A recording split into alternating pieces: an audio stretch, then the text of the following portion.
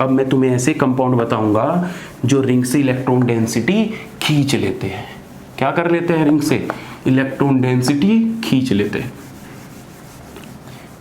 और ऐसे कंपाउंड या ऐसे ग्रुप जो रिंग से इलेक्ट्रॉन डेंसिटी खींच लेते हैं उनको हम बोलते हैं इलेक्ट्रॉन विड्रॉइंग ग्रुप। देखो कैसे होते हैं वे ग्रुप, ध्यान से देखना, कुछ रटने की जरूरत नहीं है। ये तुम्हारी बेंजीन हो गई। अगर इसके ऊपर मैं इस तरीके का एक कार्बोनिल ग्रुप लगा दूं, COOH लगा दूं, ठीक है। अब मैंने इसके ऊपर लगा दिया तो कार्बन बेंजीन रिंग से डायरेक्ट अटैच है कि नहीं है? तो मुझे बताओ कि डेंसिटी, इलेक्ट्रॉन डेंसिटी ऊपर जाएगी कि अंदर आएगी? भाई देखो कैसे आएगी बताओ मुझे। चलो एक चीज़ और बता देता हूँ तुम्हें। जो नेगेटिव चार्ज है कभी भी किसी एटम पे रहता है, या नेगेटिव चार्ज है, वो हमेशा प्रीफर करता है मोर इलेक्ट्रोनेगेटिव एटम पर रहना। किस पर? मोर इलेक्ट्रोनेगेटिव एटम पर रहना। क्यों प्रीफर करता है? क्योंकि जितना ज़्यादा मोर इलेक्ट्रोनेगेटिव एटम पर रहेगा, इलेक्ट्रोनेगेटिव एटम इतनी जल्दी उसकी इलेक्ट्रॉन डेंसिटी को अपने पास खींच लेगा। और जितना पॉजिटिव चार्ज है वो पॉजिटिव चार्ज हमेशा प्रीफर करता है लेस इलेक्ट्रोनेगेटिव पर रहना, लेस इलेक्ट्रोनेगेटिव एटम पर रहना, ठीक है। अब देखो ध्यान से, अब मैं इसमें क्या कर सकता हूँ? देखो मुझे बताओ मैं अब इसमें क्या कर सकता हूँ। तुम कहोगे कि सर ऑक्सीजन के पास लोन पेयर है और हम क्या कर सकते हैं, हम ऑक्सीजन के लोन पेयर इधर डाल सकते हैं। चलो हमने कह दिया डाल दिया, लेकिन हमने डालने के बाद यहाँ पे तो कोई बॉन्ड है नहीं जो इसके साथ डीलोकेलाइज कर सके। क्या है कोई बॉन्ड? बताओ बताओ मुझे, कोई बॉन्ड है क्या यहाँ पे? तुमने यहाँ पे तो रख दिया, देखो कंटिन्यूस मैनर में होनी चाहिए रेजोनेंस। अब तुमने क्या किया, यहाँ से तो तुमने एरो दिखा दिया, लेकिन इस बीच में यहाँ से इलेक्ट्रॉन डेंसिटी भेजने के लिए यहाँ पे इलेक्ट्रॉन डेंसिटी नहीं है, और हमेशा जो भेजी जाती है वो पाई इलेक्ट्रॉन डेंसिटी का मूवमेंट होता है। मतलब जो पाई बॉन्ड में इलेक्ट्रॉन डेंसिटी होती है उसी का ही मूवमेंट होता है। ये नहीं कि तुमने सिग्मा बॉन्ड तोड़ा और उसकी इलेक्ट्रॉन डेंसिटी, अगर तुम कहोगे कि सर हमने तो ये बॉन्ड ही तोड़ दिया, तो ये बॉन्ड तोड़ दिया तो ये तो कंपाउंड ही खत्म हो गया, ये ग्रुप अलग हो गया और ये नीचे वाला ग्रुप अलग हो गया। तो हम ऐसे इसका डिलोकेलाइजेशन नहीं दिखा सकते। बच्चे या तुम्हारे लेवल पे, या जब मैं था तो मैं भी इन चीज़ों को ऐसे याद करता था कि अगर x की वैल्यू ग्रेटर देन y है तो रिंग में इलेक्ट्रॉन डेंसिटी आएगी, y की ग्रेटर देन है तो रिंग से इलेक्ट्रॉन डेंसिटी। क्यों याद करनी? सिंपल देखो, अगर तुम ऑक्सीजन से इलेक्ट्रॉन डेंसिटी लाओगे तो यहाँ पे कोई बॉन्ड है क्या इसमें अंदर इलेक्ट्रॉन डेंसिटी भेजने के लिए? नहीं है ना। तो हमारा मैनर क्या होना चाहिए? अपोजिट होना चाहिए। कैसा मैनर होना चाहिए हमारा? अपोजिट होना चाहिए। और अपोजिट कैसे होगा? देखो ध्यान से, अगर मैं इस इलेक्ट्रॉन डेंसिटी को ऐसे इधर भेज देता हूँ, भेज दिया, तो ये इलेक्ट्रॉन डेंसिटी ऐसे मूव कर जाएगी, कर जाएगी कि नहीं कर जाएगी? अब देखो कंटिन्यूस मैनर में आ रहे हैं दोनों में एरो, आ रहे हैं कि नहीं आ रहे? आ रहे हैं कि नहीं आ रहे? अब देखो सिंपल सा। अब इसके बाद देखो, यहाँ से इलेक्ट्रॉन डेंसिटी ऊपर गई है तो इस पोजीशन पे इसको क्या बोलते हैं? ऑर्थो। इसको क्या बोलते हैं? मेटा। इसको क्या बोलते हैं? पैरा। तो ऑर्थो पोजीशन पे कैसा चार्ज आएगा? बोलो बोलो, सही बोल रहे हो, पॉजिटिव चार्ज आएगा। तो यहाँ पे क्या आ गया? Positive charge. ये देखो यहाँ से इलेक्ट्रॉन डेंसिटी गई, इस पे क्या आ गया? Positive charge. अब यहाँ पे इलेक्ट्रॉन डेंसिटी बढ़ी तो ये कार्बन है, ये हाइड्रोजन है, और ये ऑक्सीजन के ऊपर कैसा आ जाएगा? ये बॉन्ड इधर शिफ्ट कर गया तो इधर क्या आ जाएगा? Negative charge. जितने इससे पहले मैं एग्जांपल बताए थे वो सारे क्या कर रहे थे? रिंग में नेगेटिव चार्ज पहुंचा रहे थे, मतलब रिंग में इलेक्ट्रॉन डेंसिटी को बढ़ा रहे थे। अब ये जो ग्रुप है COH, ये ग्रुप क्या कर रहा है? रिंग से इलेक्ट्रॉन डेंसिटी खींच रहा है, और रिंग से इलेक्ट्रॉन डेंसिटी खींच रहा है तो रिंग क्या हो रही है? इलेक्ट्रॉन डेफिशिएंट हो रही है। बात समझे? अब देखो, अब ये पॉजिटिव चार्ज आ गया, अब क्या करेगा? ये फिर से इधर की तरफ डिलोकेलाइज करेगा। जब ये इधर की तरफ डिलोकेलाइज करेगा तो इसके ऊपर पॉजिटिव चार्ज आएगा, आएगा कि नहीं आएगा? तो देखिए ये एरो लगाना मत भूलना, यही तो हमारा रेजोनेटिंग स्ट्रक्चर दिखाता है। तो यहाँ पे आया और यहाँ पे क्या आ जाएगा? फिर से पॉजिटिव चार्ज, ये आ गया। अब इसके बाद ये हाइड्रोजन हो गया, ये ऑक्सीजन के ऊपर क्या आ गया? Negative charge. फिर से मैं क्या कर सकता हूँ? इस बॉन्ड को इधर की तरफ मूव कर सकता हूँ, तो इस पोजीशन पे पॉजिटिव चार्ज आ जाएगा। देखो ये देखो, ये पॉजिटिव चार्ज, ये इस तरीके से, तो यहाँ पे क्या आ जाएगा? देखो यहाँ से ये इधर मूव किया तो यहाँ पे क्या है? डबल बॉन्ड, और इसके बाद यहाँ पे क्या आ जाएगा? Positive charge. ठीक है, और हम बाकी क्या कर देंगे? ये हाइड्रोजन हो गया और ये ऑक्सीजन नेगेटिव चार्ज। क्या अब भी डिलोकेलाइजेशन हो सकता है? बिल्कुल हो सकता है। कैसे? कि अगर देखो लास्ट वाला स्टेप बड़ा इंपॉर्टेंट है। ये देखो, अगर मैं इसको इधर कर दूं और ये नेगेटिव चार्ज इधर आ दूं तो तब भी तो कंटिन्यूस हो रहा है। तो हमारी क्या फॉर्म बन सकती है, कुछ इस तरीके की फॉर्म नजर आएगी तुम्हें। देखो ये डबल बॉन्ड यहाँ, ये डबल बॉन्ड यहाँ, जैसे इलेक्ट्रॉन डेंसिटी आई ये डबल बॉन्ड यहाँ, अब यहाँ से इलेक्ट्रॉन डेंसिटी गई तो ऑक्सीजन के बीच में डबल बॉन्ड आया और ये क्या हो गया, हाइड्रोजन। अब बहुत देखो तुम्हें सेम स्ट्रक्चर मिली कि नहीं मिली जो पहले मिली थी। ये पहली रेजोनेटिंग स्ट्रक्चर, ये सेकंड रेजोनेटिंग स्ट्रक्चर, ये थर्ड रेजोनेटिंग स्ट्रक्चर, और ये क्या है, फोर्थ रेजोनेटिंग स्ट्रक्चर, और ये क्या है, फिफ्थ रेजोनेटिंग स्ट्रक्चर। तो ये सारी की सारी आपस में क्या है, रेजोनेटिंग स्ट्रक्चर। अब क्वेश्चन इज दैट कि मुझे बताओ कि जब मैंने, देखो इन ग्रुप को क्या बोलते हैं, जो इलेक्ट्रॉन डेंसिटी रिंग में डालता है उन्हें इलेक्ट्रॉन डोनेटिंग ग्रुप बोलते हैं, और जो इलेक्ट्रॉन डेंसिटी रिंग से बाहर निकालता है उसको इलेक्ट्रॉन विड्रॉइंग ग्रुप बोलते हैं। ठीक है, चलो इसको लिखवा भी दूंगा। पहले पॉइंट ये बताओ मुझे कि इस पॉइंट में, इस क्वेश्चन में पॉजिटिव चार्ज किस किस पोजीशन पे आ रहा है, बताओ मुझे पॉजिटिव चार्ज किस किस पोजीशन पे आ रहा है। तो तुमने अगर ध्यान से देखा हो तो पॉजिटिव चार्ज सिर्फ दो ही पोजीशन पे आ रहा है, या तो वो ऑर्थो पोजीशन पे आ रहा है या फिर वो पैरा पोजीशन पे आ रहा है। तो एक रीज़न ये भी है कि ऑर्थो और पैरा प्रोडक्ट ही हमें ज़्यादा क्यों मिलते हैं, क्योंकि पॉजिटिव चार्ज हो या फिर नेगेटिव चार्ज हो वो दोनों के दोनों ऑर्थो और पैरा पोजीशन पर ही फॉर्म होते हैं, जिसकी वजह से हमें क्या मिलता है, ऑर्थो और पैरा प्रोडक्ट ही स्टेबल मिलता है। बताओ बात क्लियर है कि नहीं है। तो अब मैं तुम्हें बता दूं कि ऐसे कौन से ग्रुप है जो हमारा नेगेटिव इफेक्ट शो करते हैं, नेगेटिव इलेक्ट्रॉन विड्रॉइंग ग्रुप। अब देखो ध्यान से, अब समराइज फॉर्म में तुम्हें मैं बताने वाला हूं रेजोनेटिंग स्ट्रक्चर का, और इन सब का एक समराइज फॉर्म जो तुम्हें याद करने की जरूरत नहीं पड़ेगी। देखो जितने भी हमारे डोनेटिंग ग्रुप है, जैसे मैं एक कंपाउंड लिख लेता हूँ, ये बीच में कंपाउंड डाल लो इस तरीके का, ये हमारी रिंग है, इसके ऊपर ये जी ग्रुप लगा दिया। अब जी ग्रुप देखो, या तो जी ग्रुप इलेक्ट्रॉन डोनेटिंग हो सकता है, क्या हो सकता है, इलेक्ट्रॉन डोनेटिंग। और इलेक्ट्रॉन डोनेटिंग ग्रुप कौन कौन से होंगे, ऐसे ग्रुप जिसके पास लोन पेयर प्रेजेंट हो, कि जैसे हमारा OH ग्रुप अटैच हो, जैसे हमारा NH2 ग्रुप अटैच हो। ठीक है, ऐसे ही जैसे सिंपल सा मैं तुम्हें बोल दूं कि C डबल बॉन्ड C इस तरीके का ग्रुप अटैच हो, इस तरीके का भी, ये भी हमारे क्या होंगे, डोनेटिंग ग्रुप हो गए। या मैं तुम्हें CH3 ग्रुप लगा दूं तो ये भी हमारे क्या होंगे, डोनेटिंग हो गए। या तुम्हें OH नेगेटिव लगा दूं, या इस पे SH लगा दूं, सल्फर के पास भी तो लोन पेयर होते हैं ना, तो ये भी डोनेट कर सकता है, या S नेगेटिव। ये सारे के सारे ग्रुप क्या दिखाते हैं, इलेक्ट्रॉन डोनेटिंग ग्रुप। और इलेक्ट्रॉन डोनेटिंग इफेक्ट दिखाएंगे तो ऑर्थो और पैरा पोजीशन पर, ऑर्थो और पैरा पोजीशन पर क्या हो जाएगा, नेगेटिव चार्ज मिलेगा। क्या मिलेगा, नेगेटिव चार्ज मिलेगा। Simple is that. लेकिन दूसरी तरफ हमारे जो ग्रुप होते हैं वो हमारे इलेक्ट्रॉन विड्रॉइंग ग्रुप भी तो हो सकते हैं। किनको क्या बोलते हैं हम, इलेक्ट्रॉन विड्रॉइंग ग्रुप। देखो इलेक्ट्रॉन विड्रॉइंग ग्रुप, तो इलेक्ट्रॉन विड्रॉइंग ग्रुप को हम इस तरीके से रिप्रेजेंट करते हैं, इलेक्ट्रॉन विड्रॉइंग ग्रुप। तो वो सारे ग्रुप जो इलेक्ट्रॉन डेंसिटी रिंग से खींच ले, तो वो सारे के सारे ग्रुप क्या होंगे, इलेक्ट्रॉन विड्रॉइंग। जैसे देखो C double bond OH group, जैसे C double bond OCH3 group, जैसे C double bond ONS2 group, जैसे हमारा NO2 ग्रुप। NO2 ग्रुप कैसे करता है, इस तरीके से इलेक्ट्रॉन डेंसिटी खींच लेता है। इसके ऊपर क्या होता है, पॉजिटिव चार्ज। ठीक है, इस तरीके से खींच लेगा। या तुम और दिखाना चाह रहे हो तो इसको इस तरीके से भी दिखा सकते हो। NO2 ग्रुप भी विड्रॉइंग ग्रुप होता है। साइनाइड हुआ, ये भी इलेक्ट्रॉन विड्रॉइंग ग्रुप हुआ। जितने भी COCl हुआ, COCl ये भी इलेक्ट्रॉन विड्रॉइंग हुआ अगर बेंजीन से जुड़ा हुआ है।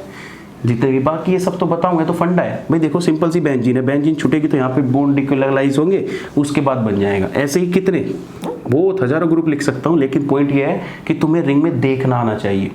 जैसे सपोज करो OH डाल दूं मैं यहाँ पे, OH लगा दे तो ऑक्सीजन के पास लोन पेयर है, इसका मतलब ये रिंग में इलेक्ट्रॉन डेंसिटी भेजेगा। अब मैं ये ग्रुप लगा दूं, चलो साइनाइड लगा देता हूँ। देखो साइनाइड ग्रुप क्या करेगा, जैसे तुमने यहाँ पे चलो साइनाइड लगा दिया, साइनाइड ग्रुप ये होता है, बताओ ये क्या करेगा, ये इलेक्ट्रॉन विड्रॉइंग ग्रुप है, ये क्या करेगा, यहाँ से इलेक्ट्रॉन डेंसिटी यहाँ पे जाएगी और यहाँ पे रहना पसंद करेगी, इस तरीके से होगा।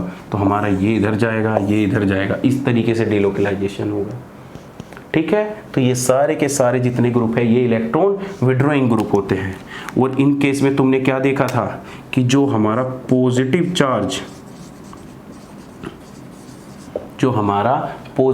फॉर्म होता है, क्या होता है, जो हमारा पॉजिटिव चार्ज फॉर्मेशन होता है वो किस पर होता है, बोलो, वो पॉजिटिव चार्ज जो फॉर्मेशन होता है वो किस पर होता है, या तो हमारा ऑर्थो पोजीशन पर होता है या फिर वो हमारा पैरा पोजीशन पर होता है।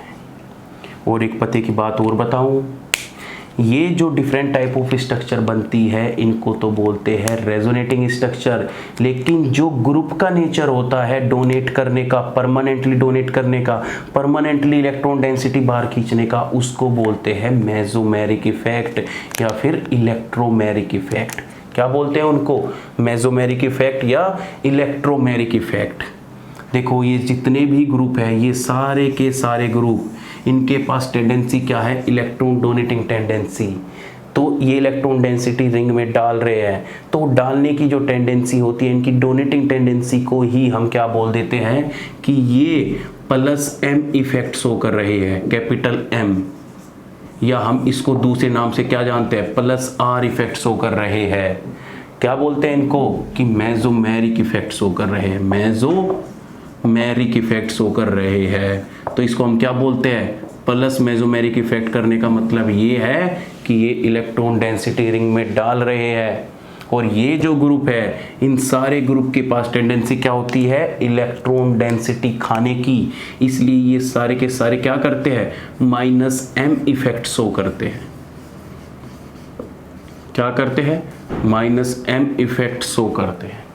क्लियर है बात, सुन लो फिर से ध्यान से, बताओ ये बात क्लियर है, इस चीज को नोट डाउन करो। मैं फिर से एक बार समराइज करा रहा हूं तुम्हें, ठीक है, तुम्हारी भावनाएं समझ ली कि सर एक बार और बता दो। चलो तुम्हें समराइज करा रहा हूं बिल्कुल।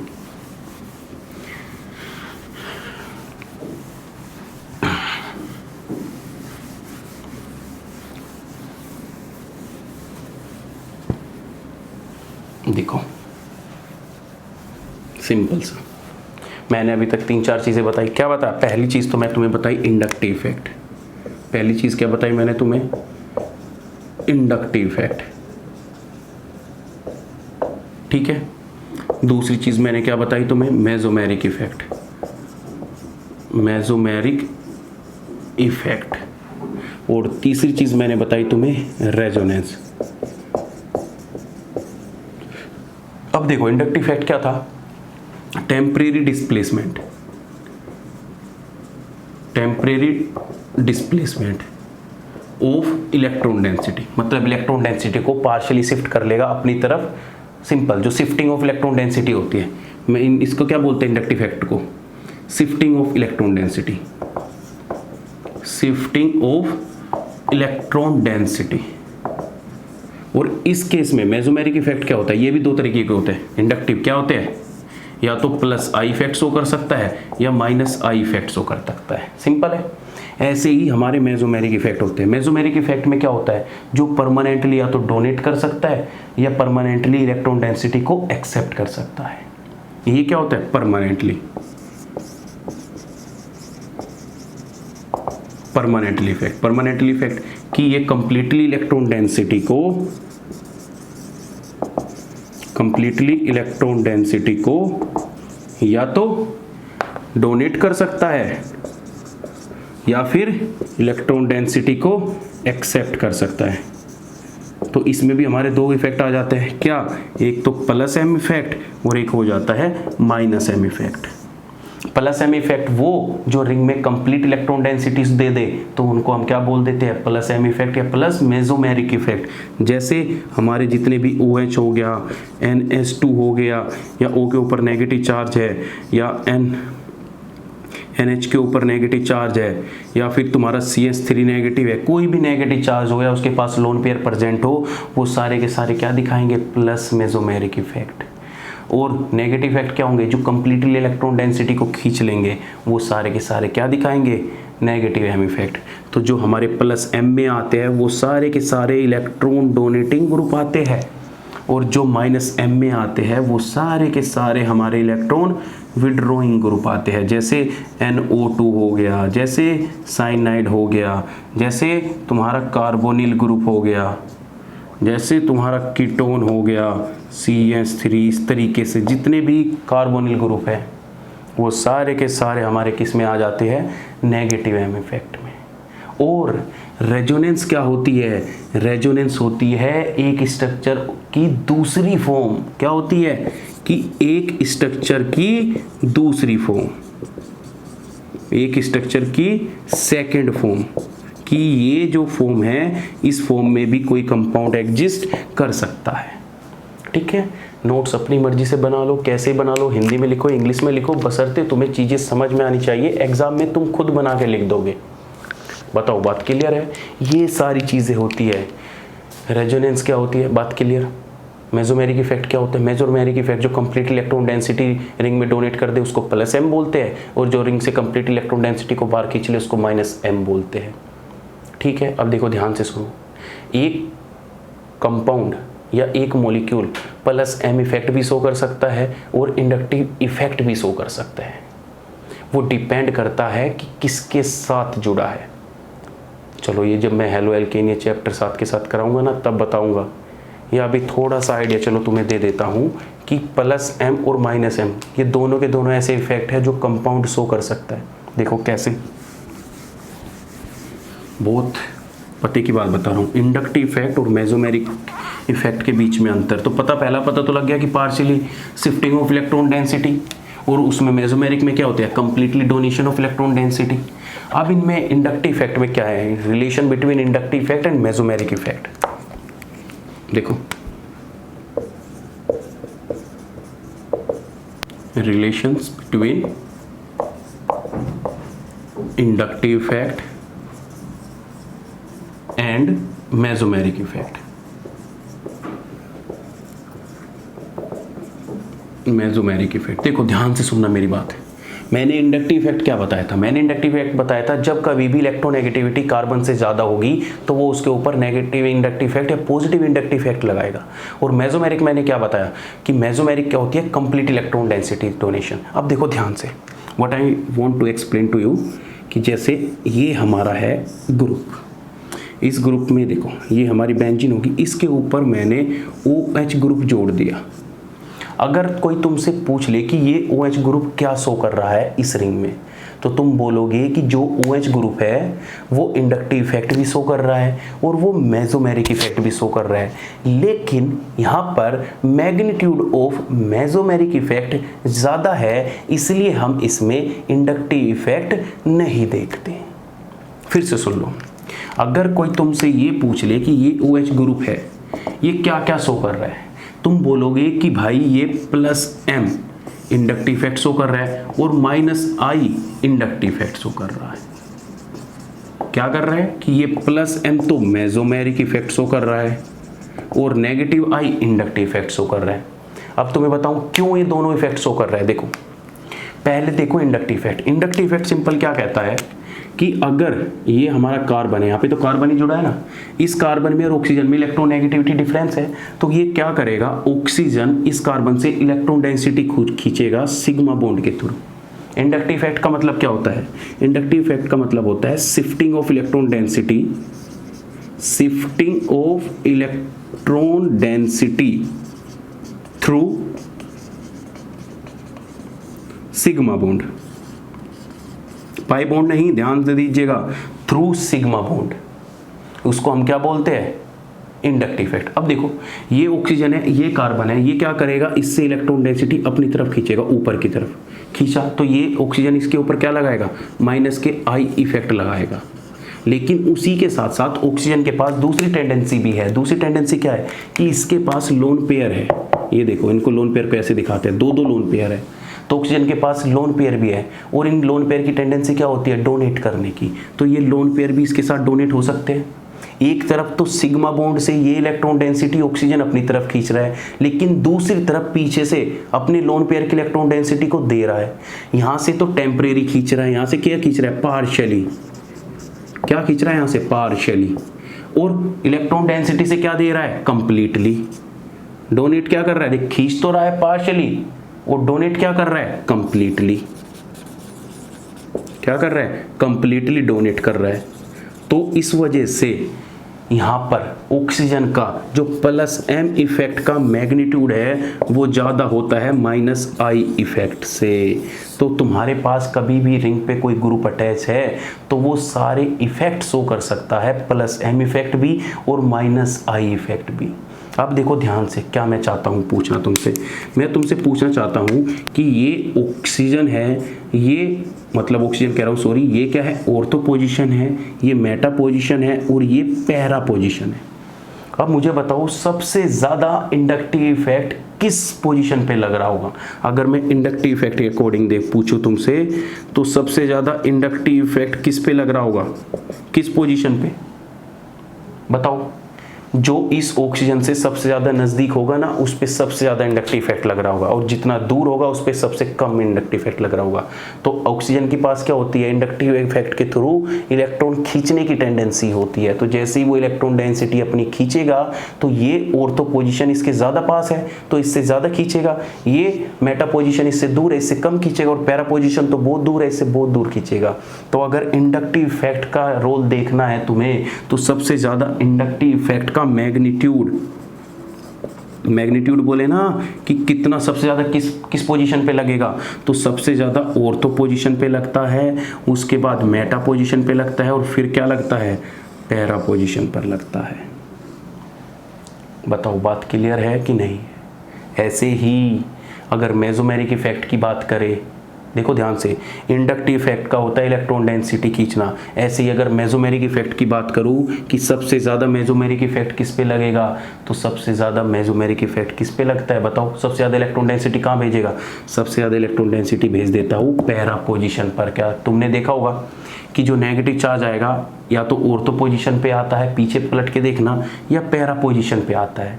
लेकिन चूंकि पैरा पोजीशन ज़्यादा सिमेट्रिक होती है, इस वजह से जो हम सबसे ज़्यादा मेसोमेरिक इफेक्ट देखते हैं वो पैरा पोजीशन पर देखते हैं।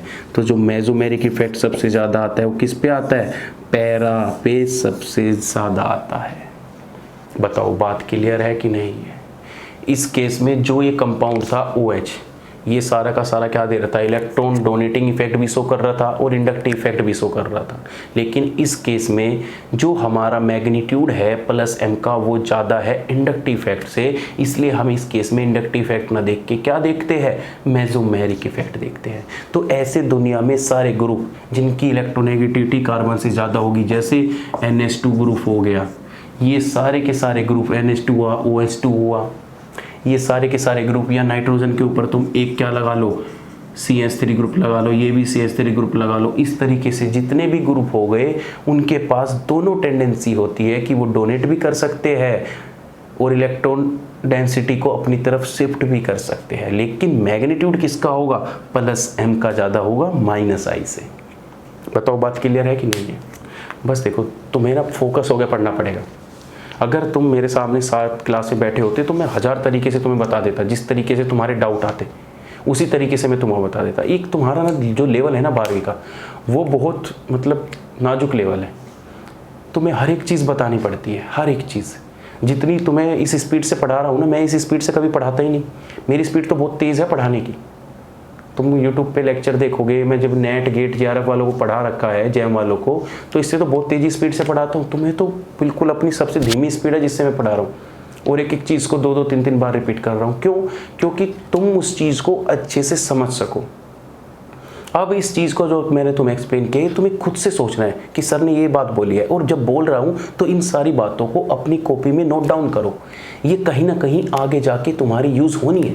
जब मैं चारों चैप्टर कराऊंगा, हेलो एल्किन 11वां 12वां 13वां 14 जितने भी टॉपिक है इसके ऑर्गेनिक के, वो सारे कराऊंगा, तो उन लेक्चर में ये सब चीज़ यूज़ होने वाली है। और तो मेटा पैरा पोजीशंस, ठीक है। तो इस केस में जो OH ग्रुप थे ये सारे के सारे क्या दिखा रहे थे, नेगेटिव आई इफेक्ट दिखा रहे थे कि नहीं दिखा रहे थे, और उसी के साथ क्या दिखा रहे थे, प्लस M इफेक्ट दिखा रहे थे। तो यहाँ पे क्या दिखा रहे थे कि रिंग में ओवरऑल अगर इन दोनों में देखो कि मैं अगर तुम्हें दूसरा क्वेश्चन पूछूं कि बताओ OH ग्रुप है, इसके ऊपर नेगेटिव आई इफेक्ट भी लग रहा है, इसके ऊपर प्लस M इफेक्ट भी लग रहा है, तो मुझे बताओ कि ओवरऑल रिंग में इलेक्ट्रॉन डेंसिटी बढ़ेगी कि घटेगी। तो तुम्हारा आंसर क्या होगा कि सर रिंग में इलेक्ट्रॉन डेंसिटी इंक्रीज होगी, क्योंकि यहाँ पे प्लस M जो इफेक्ट है वो मेजर इफेक्ट है। तो यहाँ पे ओवरऑल जो रिंग में इलेक्ट्रॉन डेंसिटी होती है, ओवरऑल जो रिंग में इलेक्ट्रॉन डेंसिटी होती है वो क्या हो जाती है, इंक्रीज हो जाती है। क्या हो जाती है भाई, इंक्रीज हो जाती है। बताओ, ठीक है, ये वो इफेक्ट था जिसमें प्लस M इफेक्ट शो किया। दूसरा इफेक्ट देखते हैं, आओ, कि अगर दोनों, एक ग्रुप ऐसा भी तो हो सकता है कि वो -M भी दिखा रहा होगा और -I भी दिखा रहा होगा। बताओ ऐसा ग्रुप हो सकता है? बिल्कुल हो सकता है। देखो कैसे,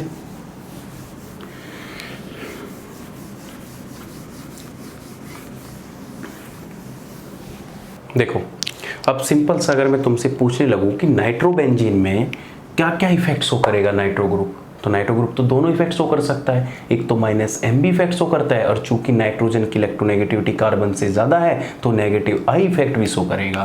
तो तुम्हें कैसे नाइट्रो ग्रुप को कैसे रिप्रेजेंट करते हैं, पहले तो तुम्हें ये सिखाना पड़ेगा। देखो नाइट्रोजन को इस तरीके से रिप्रेजेंट किया जाता है। ये क्या होता है, एक कोऑर्डिनेट बॉन्ड होता है, और ये हमारा ग्रुप होता है। कोई भी ग्रुप होगा XYZ, अब यहाँ पे तुम चाहे बेंजीन जोड़ लो, यहाँ पे व्हाटएवर जो तुम्हें ग्रुप जोड़ना है किस तरीके से जोड़ सकते हो। इसको क्या बोलते हैं, कोऑर्डिनेट बॉन्ड। जब तुम कोऑर्डिनेट केमिस्ट्री पढ़ोगे ना, कोऑर्डिनेशन केमिस्ट्री पढ़ा होगा तुमने, इसको बोलते हैं कोऑर्डिनेट बॉन्ड। ठीक है, अब देखो जो ये नाइट्रो ग्रुप है, यहाँ पे ये नाइट्रो ग्रुप दोनों इफेक्ट शो कर रहा है। एक तो -M इफेक्ट भी शो कर रहा है और -I इफेक्ट भी शो कर रहा है। -M क्यों कर रहा है, क्योंकि रिंग से इलेक्ट्रॉन डेंसिटी खींच रहा है।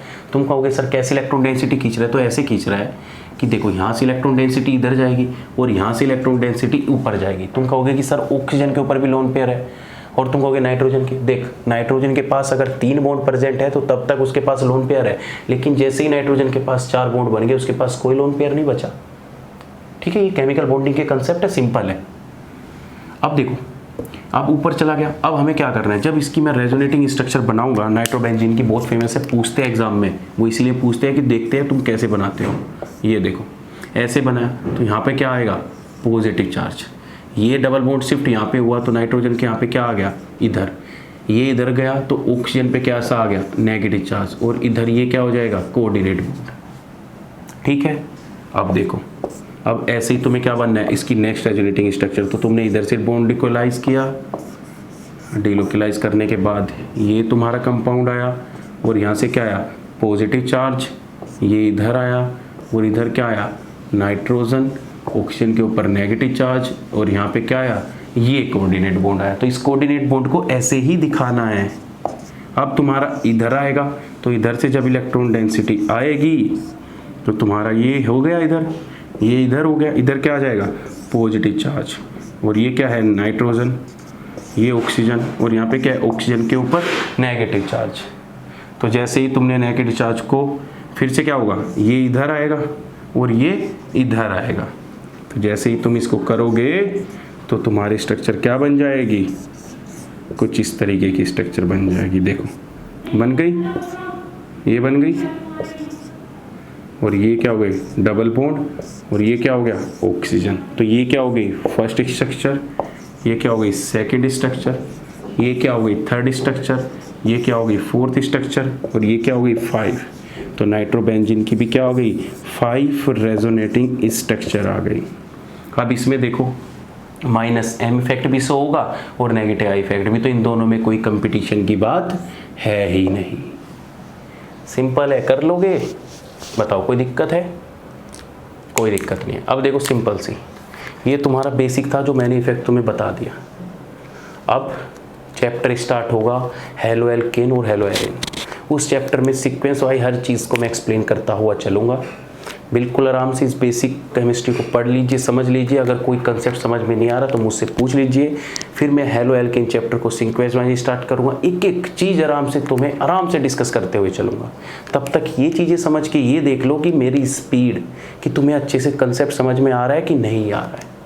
ठीक है, ओके, चलो नेक्स्ट वीडियो में मिलते हैं। हेलो एल्केन के साथ नया चैप्टर स्टार्ट करेंगे बिल्कुल। तो तुम्हारा अगस्त एंड तक सारा सिलेबस हम कंप्लीट करके आपको दे देंगे। ओके, तो बी रेडी और बी कॉन्फिडेंट, आराम से करिए तैयारी।